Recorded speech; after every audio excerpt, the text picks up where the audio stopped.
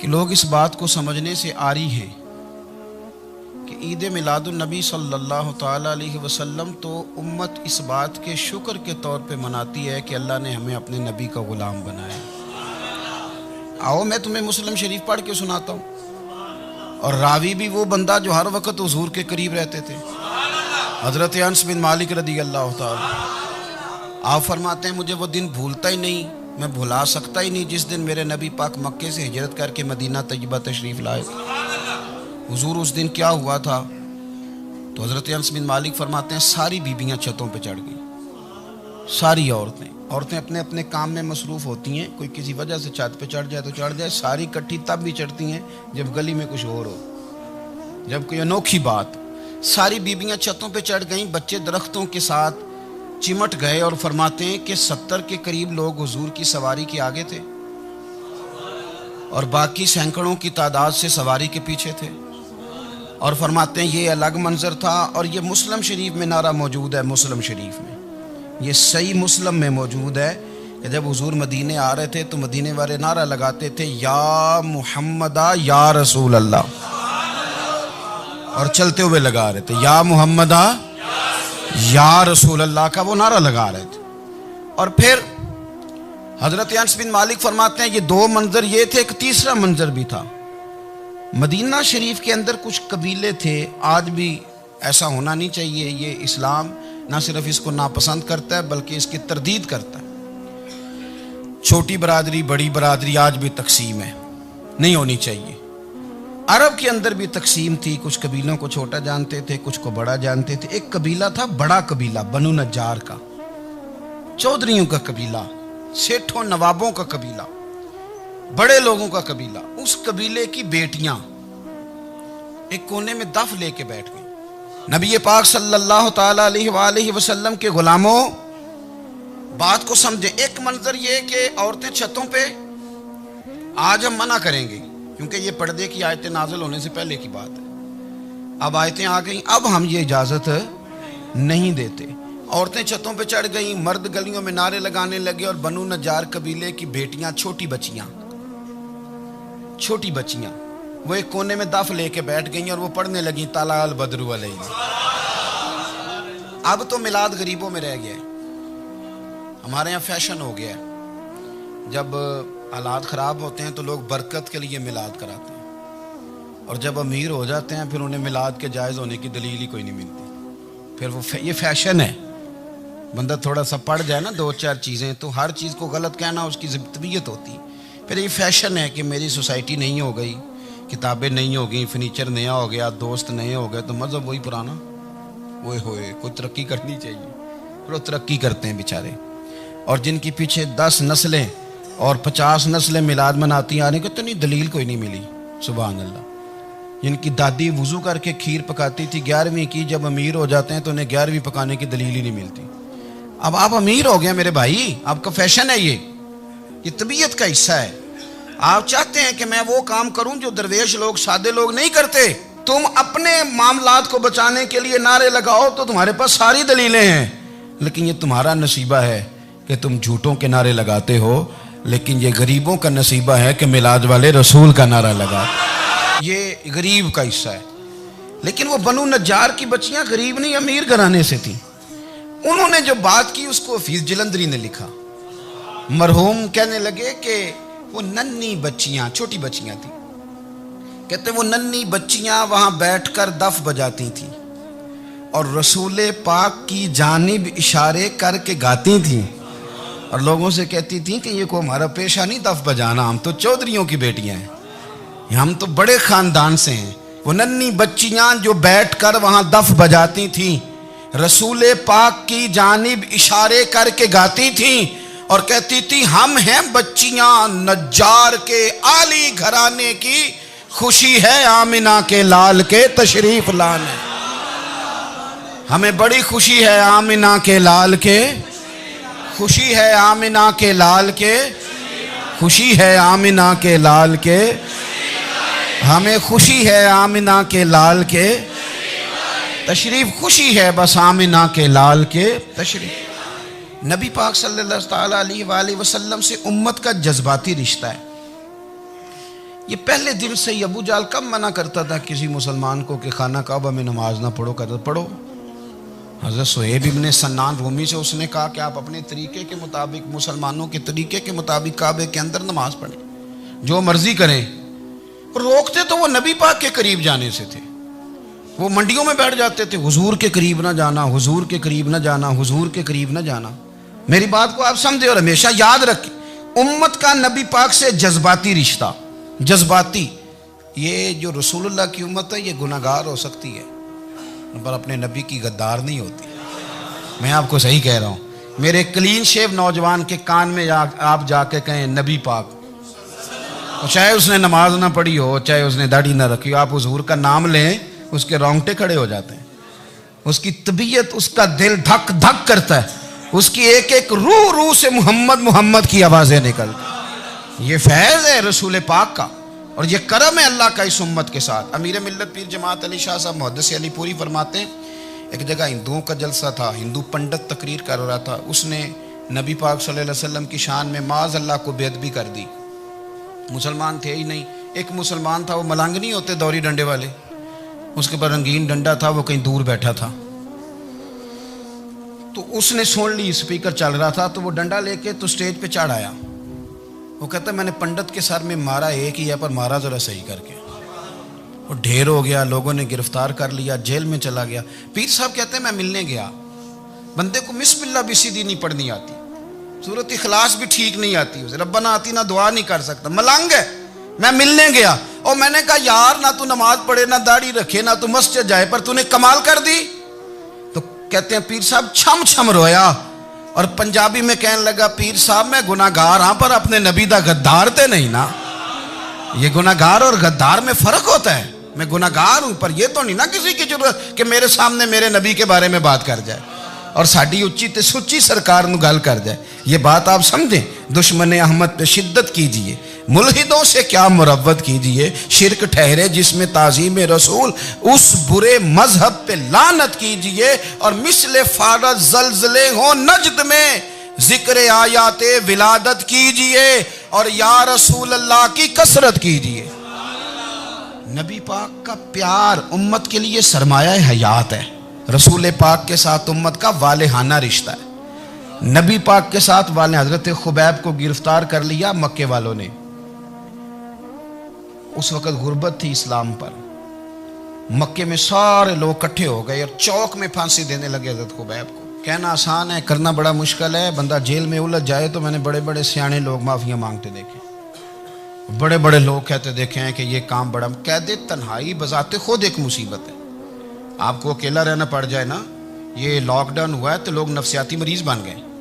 अकेले रहना, तन्हा रहना कुछ छोटा काम है। हजरत खुबैब अकेले और मक्के का दौर और चारों जानिब काफर, और चौक में जब फांसी पे लटकाया जाने लगा तो अबू सुफियान बोले और बोल के कहने लगे यार बंदा कोई काम करके बड़ा पछताता भी है कि यार नतीजा क्या निकला। तो माज़अल्लाह आपका भी नतीजा तो फांसी है, तो आपका क्या ख्याल है। ये आप यकीन करें कि लोग सही सही साथ चलते हैं, थोड़ी सी दुश्वारी उठानी पड़ जाए तो कहते हैं मैं गाड़ी ठीक था, पर इन्हीं पत्थरों पे चल के अगर आ सको तो आओ। मेरे घर के रास्ते में कोई कहकशा नहीं है। लोग ना मीठा मीठा खाना चाहते हैं, थोड़ा कड़वा आ जाए तो मुसीबत बन जाती है। कहते हैं सारे ही फलाने से प्यार करेंगे तो मैं करूँगा, सारे मुखालफत भी करेंगे तो हम इंशाल्लाह प्यार ही करेंगे। ये क्या बात हुई कि हम जमाने का रंग देख के चलेंगे। अब बाज लोग पछता रहे होते हैं। हजरत खुबैब से कहा, अबू सुफियान ने अभी कलमा नहीं पढ़ते थे, कहने लगे तू इस वक्त फांसी पर लटक रहा है और तेरे नबी मदीने में और आराम में और उनके सहाबा आराम में, अहले बैत घर में।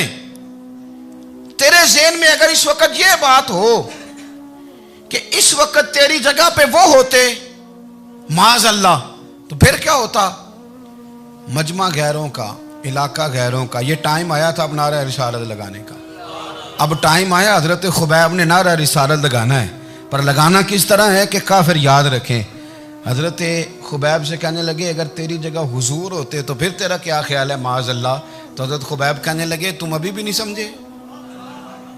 ठीक है मैं मक्के में अकेला हूँ, सारे लोग मदीने में हैं, पर मैं पछता नहीं रहा, मैं तो फख्र कर रहा हूँ। मैं फख्र कर रहा हूं इसलिए कि चोरी करके जान नहीं दे रहा, मदीने वाले की इज्जत पे जान दे रहा हूं। मैं फख्र कर रहा हूं। फरमाया सुन, तू कहता है तेरी जगह हुजूर होते और तुम उन्हें यहां माज अल्लाह फांसी पे लटकाते। फरमाया सुन, मैं तो ये भी पसंद नहीं करता कि मैं घर में बैठा हूं और मेरे नबी को हल्का सा कांटा भी चुभ जाए। हमारा अपने नबी से मोहब्बत का रिश्ता है, एक कांटा भी हुजूर के कदम मुबारक में चुभे हमें बर्दाश्त। मजमा उनका था, नारे लग रहे थे, हमने मुसलमान पकड़ लिया, लेकिन हजरत खुबैब ने अकेले, अल्लाह करे आपको मेरी बात की समझ आए, अल्लाह करे आपको समझ आए, अकेले जब फांसी के तख्ते के करीब नारा लगाया ना कि मैं तो कांटा भी नहीं चुभने दूंगा अपने नबी को, अब सारे हार गए। अब उस एक जुमले ने ना इनको शिकस्त खुर्दा कर दिया। अब बोल कुछ नहीं सकते थे, गर्दनें झुक गई। और जब सन्नाटा छाया तो अबू सुफियान साथ वाले से कहने लगा बाकी सारी बातें अपनी जगह पर हैं, पर असहाबे मोहम्मद से प्यार तो बड़ा ही करते हैं ना। और वो कच्चा रंग ललारी वाला जेड़ा चढ़दा ते लैंदा रहिंदा, ए इश्क तेरे दा रंग मुहम्मद चढ़ जाए फेर नहीं लैंदा। कहा यार प्यार तो ये करते हैं ना, इसमें कुछ शक वाली बात। इस प्यार से काफिर डरता है। नबी पाक के साथ जज्बाती वाबस्तगी, हुजूर के साथ गुलामों का जज्बाती रिश्ता, और नबी पाक सल्लल्लाहु ताला अलैहि वसल्लम की आमद पर तशक्कुर के जज्बात। इमाम राजी ने लिखा है कि हज़रत मूसा कलीमुल्लाह अलैहिस्सलाम ने तौरात की तख्तियों के अंदर एक उम्मत का जिक्र पढ़ा कि जो उम्मत गुनाह का इरादा करेगी तो गुनाह लिखा नहीं जाएगा जब तक कर न ले, और नेकी का इरादा करेगी तो रब उनकी नेकी लिख देगा, और जब वो कर लेगी तो अल्लाह 10 गुना अजर अता करेगा। और वह ऐसी उम्मत होगी कि जिनके चेहरे क़यामत के दिन नूर की तरह चमकेंगे, और वो उम्मत होगी जिनकी अल्लाह ताला ज़मीन सारी पाक फरमा देगा, जहाँ नमाज पढ़ेंगे नमाज हो जाएगी। ये तज़किरे पढ़ के तो हज़रत मूसा कलीम अर्ज़ करने लगे अल्लाह ये उम्मत मेरी बना दे। तो रब करीम ने फरमाया कि मूसा नहीं, ये तो मेरे महबूब की उम्मत है। फरमाया ये तो मेरे नबी पाक की उम्मत, हुजूर की उम्मत। अल्लाहु अकबर। हज़रत मूसा मामूली आदमी नहीं, वो जलीलुल कद्र पैगंबर हैं जिनका कुरान के हर सिपारे में तज़किरा है, कहीं वाज़े तौर पे कहीं इशारतन, हर पारे में। और हज़रत मूसा अल्लाह के वो नबी हैं जो रब से डायरेक्ट बातें करें कोहे तूर। कहा ए मूसा ये उम्मत तो मेरे नबी की है। तो हज़रत मूसा अलैहिस्सलाम अर्ज़ करते हैं, इमाम राजी ने लिखा है, कहते हैं अल्लाह फिर मुझे अपनी नबी की उम्मत में शामिल कर। ओ यार हमें लोग कहते हैं मिलाद ना मनाओ, जिस उम्मत में आने के लिए हज़रत मूसा ने दुआ मांगी, जिस महबूब की गुलामी के लिए, हमें तो दुआ भी कोई नहीं मांगनी पड़ी, अल्लाह ने फजल से ही मदीने वाले का गुलाम बना दिया। तो हम हुजूर के तज़किरे ना करें, हम तशक्कुर ना करें, हम नबी पाक सल्लल्लाहु अलैहि वसल्लम की नात ना पढ़ें, हम हुजूर के आने पर जश्न का इजहार ना करें। हर वो जायज़ तरीका जिससे इजहार खुशी हो सके वो मिलाद पे करना चाहिए, और उसके लिए असबाब बनाने चाहिए। उम्मत का एक जज्बाती अंदाज होना चाहिए नबी पाक के साथ, एक वारफ्तगी, एक ज़ौक़, एक तबीयत के अंदर विजदान। नारा मतलब इस तरह ना हो कि बस चल रहा है काम, मैं नहीं हूँ कायल। मैं कहता हूँ पहले तो कोई लगाए ना, और फिर नारा जब लगता था ना तो मुसलमानों के यहाँ नारा लगता था तो बड़े बड़े लोग कांप जाते थे। सूफिया ने लिखा है कि हज़रत उमर ने जब कलमा पढ़ा ना तो 39 बंदे कलमा पढ़ते थे। तो नबी पाक ने रात को दुआ मांगी, ऐ अल्लाह उमर को मुसलमान करके इस्लाम को इज्जत दे। हज़रत उमर सवेरे आ गए, मुझमें वो तफसील में नहीं जाता, बात लंबी। हज़रत उमर जब आए ना और उन्होंने आते जब कहा ना कि मैं कलमा पढ़ने आया हूँ, तो हुजूर इतने राजी हुए कि नबी पाक ने कहा अल्लाहु अकबर, तो सहाबा ने नारे लगाए अल्लाहु अकबर अल्लाहु अकबर। यानी 40 लोग मुसलमान हुए तो नारे लगे, नारे लगे। हमारे सूफिया कहते हैं हज़रत उमर के आने पर जब नारे लगे तो बताओ कि वो तो नारा तकबीर लगा, नारा रिसालत क्यों नहीं लगा? तो कहते हैं गोया हमें हुजूर ने ये समझाया है, हुजूर के इशारों ने समझाया है कि मैं अब अपने नारे खुद तो नहीं ना लगाऊंगा, मैंने तो अल्लाहु अकबर कह दिया, उमर आ गया है, मेरे नारे लगाता रहेगा। नारे लगेंगे। हज़रत उमर ने पहले दिन ही कहा कि हुजूर आप सच्चे रसूल हैं तो छुप छुप के नमाज क्यों पढ़ें। शुरू हो गए नारे, हुजूर आप सच्चे हैं तो छुप छुप के नमाज का क्या माना हो? तो हुजूर ने फरमाया तेरा क्या इरादा? अर्ज़ की हुजूर सारे नहीं, एक मैं एक अमीर हमजा, एक लाइन के आगे वो लग जाए, एक के आगे मैं लग जाऊं, और बाकी मुसलमान जितने हैं कुल 40 थे, पीछे 18-18 19-19 बचेंगे।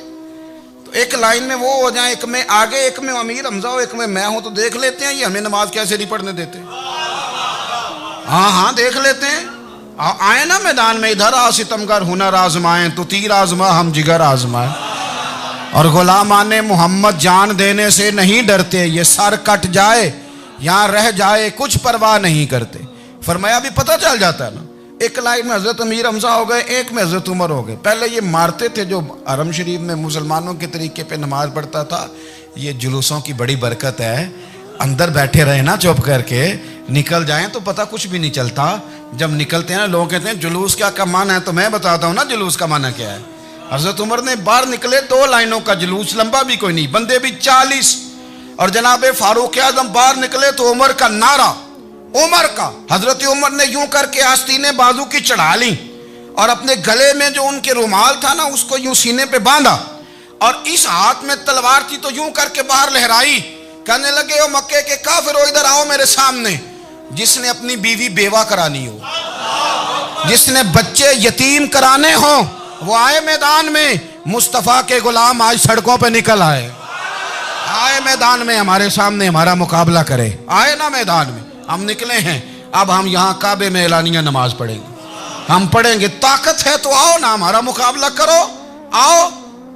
कुफर बजाते खुद बहुत बड़ा झूठ है, और झूठ के पैर बस 2 बंदे निकले तलवारें लेके आगे आगे। तो फिर हजरत उमर ने एलानिया नमाज पढ़वाई खाना काबा। तो मेरे भाई रसूलुल्लाह सल्लल्लाहु अलैहि वसल्लम के गुलाम तो जब नारा लगाते थे तो हो ही कमाल जाता था। फिर बरेली के इमाम बोले, कहने लगे, पेश हक मुजदा शफात का सुनाते जाएं। हुजूर क़यामत के दिन आगे आगे ना, हमारे आगे आगे खुशखबरी देंगे, कहेंगे तुम फिक्र ना करो, आ जाओ मैं तुम्हें बख्शवाता हूँ, मैं तुम्हारी सिफारिश, आ जाओ पीछे पीछे। हुजूर न पेश हक मुजदा शफात का सुनाते जाएंगे। यकीन करें बरेली के इमाम को भी बड़ा ही रंग आता है बयान करने का। कहने लगे, आप रोते जाएंगे। अल्लाह को मनाना है ना हुजूर ने। कहते हैं पेश हक मुजदा शफात का सुनाते जाएंगे, आप रोते जाएंगे, पर हमको हंसाते जाएंगे। बागे जन्नत में मुहम्मद मुस्कुराते जाएंगे, फूल रहमत के गिरेंगे, हम उठाते जाएंगे।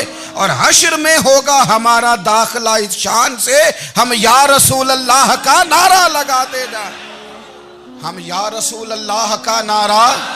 इमाम राजी कहते हैं, हुजूर ने एक रुक्का पकड़ा छोटा सा, एक बंदे को लोग दोज़ख में लेके जा रहे हैं।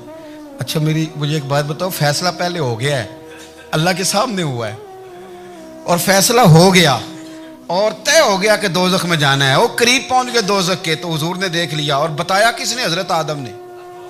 हजरत आदम कहने लगे, हुजूर वो आपके गुलाम को दोज़ख में ले जा रहे हैं। नबी पाक आगे गए, क्या पढ़ते हैं हमारे भाई? हुजूर ने मुझे उनसे छुड़ा के छोड़ दिया। नबी पाक सल्लल्लाहु अलैहि वसल्लम आगे गए, फरमाया इधर आओ, कहाँ लेके जा रहे हो? अल्लाह के सामने फैसला हुआ है ना, फरिश्तों ने किया है ना। फरिश्ते को किसी से बददियानती तो नहीं ना करते, फरिश्तों ने जो किया ठीक किया है ना। क्यों लेके जा रहे हो? सोने गुनाह ज्यादा है, नेकियां थोड़ी हैं। फरमाया मेरे सामने तोलो। किसी फरिश्ते ने नहीं कहा कि सोने माज़अल्लाह हमको बेईमान है, हमारी कोई इससे जिद चल, साडा को बनना सान जाए दे नाल। भाई मेरा मतलब है सही तोला है, फैसला है, फरमाया दोबारा तोलो। गोया रब भी फरमाता है जैसे मेरा महबूब कहता है वैसे ही कर। और कोई नहीं, दोबारा तोल लो, कोई हर्ज नहीं, तोलो ना दोबारा। फरिश्ते दोबारा आएंगे, उन्होंने दोबारा तोला, एक पलड़े में नेकियां, एक पलड़े में गुनाह। अब वो गुनाह फिर ज्यादा निकले तो नबी पाक ने ना जेब से इतना सा रुक्का निकाला। रुके का भी कोई वजन होता है, वो हुजूर ने नेकियों के पलड़े में रख दिया, नेकियां बढ़ गई, फरिश्ते भी चुप कर गए। चलो भाई जन्नत में। मेरी तरह का था ना, पता सारा सरदार ने की थी, पता तो था ना उसे, मन आनम के मन दानम। तो सीधा हुजूर के कदमों से जा लगा, कहने लगा सोने मैं तो सारी जिंदगी गुनाह करता रहा, ये कौन सी नेकी है? तो हुजूर फरमाने लगे चुप कर, जन्नत का दरवाजा खोल गया, तू जा जन्नत में। हुजूर रुके में क्या है? फरमाया तूने एक दिन दरूद सलाम नहीं पढ़ा था, और मैंने तेरा संभाल के रखा हुआ तेरा दरूद शरीफ, वो नारे रिसालत भी तूने लगाए थे, वो तू खोल के मेरे तज़किरे मैंने तेरा संभाल लिया। दोज़ख में मैं तो क्या, मेरा साया ना जाए, क्योंकि रसूल पाक से देखा ना जाए, मेरे रसूल पाक। और मेरी बात सुनो, मैं भी आपको खाना नहीं खिलाता, लंगर मेरे संगी खिलाते हैं, मेरे दोस्त आपको खाना पेश करते हैं। हर जगह आप जाते हैं तो वहाँ कुछ लोगों की ड्यूटी होती है, लेकिन तिरमिज़ी शरीफ सियासिता की हदीस है। हज़रत अनस ने पूछा था हुजूर क़यामत में कहाँ मिलेंगे? फरमाया हौज़े कौसर पे। हुजूर वहाँ अनस पानी पिलाएंगे कि बिलाल पिलाएंगे कि सुहेब पिलाएंगे? फरमाया नहीं, उम्मत प्यासी आएगी तो मैं अपने दस्ते मुबारक से पानी पिलाऊं। हुजूर वहाँ ना मिले तो फरमाया पुल सिरात पे आना, उम्मत गुजरेगी तो मैं रब्बे सल्लिम की दुआएं करूँगा। तो आला हज़रत फरमाते हैं जब हुजूर दुआ कर रहे हैं तो डरने की ज़रूरत क्या है? खुदा की रज़ा चाहते हैं दो आलम, खुदा चाहता है रज़ाए मोहम्मद, रज़ा अब पुल से वज्द करते गुजरी कि है रब्बे सल्लिम दुआए मोहम्मद सल्लल्लाहु। तो हुजूर वहाँ मुलाकात ना हुई तो फिर इस हदीस को भी ये हदीस मजबूत कर देगी। हुजूर फरमाने लगे फिर मिज़ान अमल पे आ जाना, उम्मत के अमल तुल रहे होंगे और मैं कामयाबी की दुआएं मांग रहा हूँगा।